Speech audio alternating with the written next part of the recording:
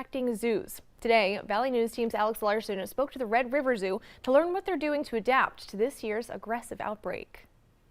Bird exhibits at the zoo may look a little different this year. They're all off exhibit, and they most likely will be off exhibit for the entirety of the summer season here. And that's because all of the 32 birds at the zoo are susceptible to bird flu. But the staff has been monitoring it since December to help protect their collection. We have an HPAI management plan that has multiple steps, and we've kind of increased our biosecurity, as well as we're making modifications to exhibits and anything we can do to protect our animals within our collection, as well as discourage wild animals from coming on the property. They're asking visitors to not feed wild birds while there. All the ponds have been drained to keep wild birds from nesting on the property, and they're taking some other steps as well. The metallic pinwheels are something that frighten wild birds and kind of will help to keep them away. As well as we have these 3D eagle kites that'll be up on poles.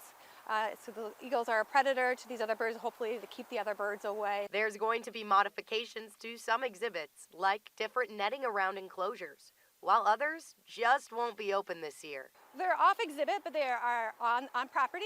So in addition to all of the exhibit spaces, we have behind the scenes spaces for all of our animals. Some already have indoor areas in their exhibits, like the chickens. You'll still be able to see them, but they just won't be outside.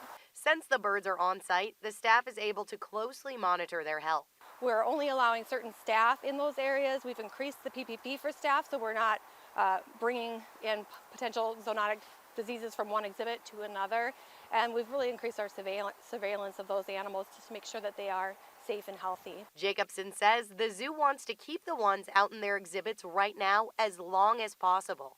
It is something that I think that we will probably deal with in the future over and over again. So we're also assessing our current exhibits and what modifications, permanent modifications we want to make so that we won't have to pull them all off exhibit again in the future. In Fargo, Alex Larson, Valley News Live.